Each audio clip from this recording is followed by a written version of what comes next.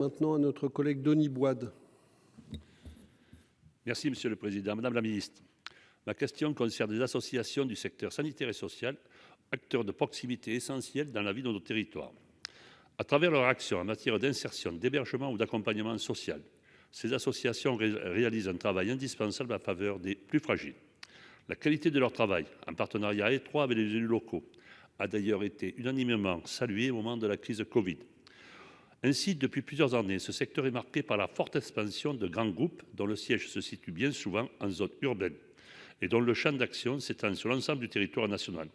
Cette transformation du paysage associatif s'explique en grande partie lorsque la logique de prestation qui détermine désormais les relations entre les pouvoirs publics et les associations. Depuis plusieurs années, on observe la multiplication des appels à projets et appels à manifestation d'intérêt général. Si ces outils visent un objectif de rationalisation des dépenses publiques que l'on peut partager, on peut néanmoins s'inquiéter de la concurrence générée au détriment des associations intermédiaires fortement implantées sur nos territoires. Ces associations, elles génèrent de l'emploi local, ont développé une réelle expertise sur leur territoire. Elles sont aussi les garantes de l'innovation sociale face à la homogénéisation des solutions. J'ajouterai que dans un souci d'efficacité, nos politiques publiques ont tout intérêt à préserver le pluralisme associatif afin de s'assurer une diversité des interlocuteurs. Ma question est donc simple, Madame la Ministre. Compte tenu de son efficacité sur le terrain, notamment dans nos territoires ruraux et périurbains, que comptez-vous mettre en œuvre pour préserver notre tissu associatif local, rééquilibrer le rapport de force aujourd'hui faussé entre les grands groupes et les associations intermédiaires? Merci, cher collègue. Madame la Ministre. Monsieur le Président, Monsieur le Sénateur, vous avez raison de le souligner, le pluralisme de notre tissu associatif est une richesse qu'il nous faut préserver. Au plus près de nos concitoyens, les associations, petites et grandes, font preuve d'initiative, répondent à des besoins précis, accompagnent les publics les plus précaires. Le gouvernement leur rend bien sûr hommage et est à leur côté en soutien. J'entends vos remarques sur la concentration et la polarisation du secteur qui mériteraient d'être objectivées. Je ne tiens pas cependant à opposer les petits et les grands qui œuvrent en complémentarité, le plus souvent dans de très bonnes conditions.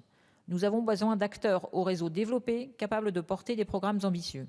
Nous avons aussi besoin de plus petites structures au niveau local, parfois plus agiles.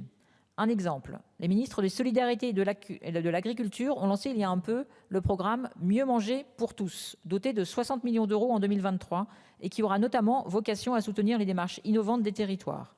La responsabilité du gouvernement en la matière est de parler à tous les acteurs, de tous les soutenir lorsque les difficultés s'accentuent. C'est ce que nous avons fait en les accompagnant dans la mise en œuvre des mesures de revalorisation salariale liées au Ségur. C'est encore ce que nous faisons en cette période d'inflation avec l'application des mesures comme le bouclier tarifaire à toutes les structures.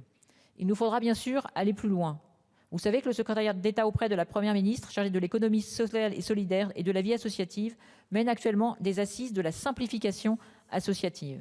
Elles donneront lieu à une feuille de route pour mettre en œuvre des projets précis. Les dirigeants et bénévoles des associations de toute taille sont associés à toutes les phases de cette concertation. C'est aussi une autre façon de continuer à faire vivre ce pluralisme qui nous est cher. Merci. Monsieur Boide, il vous reste 15 secondes. Madame la Ministre, j'entends votre réponse et je ne suis pas loin de la partager, mais j'attire votre attention sur les difficultés que peuvent connaître nos associations de proximité qui ne sont pas toutes très petites.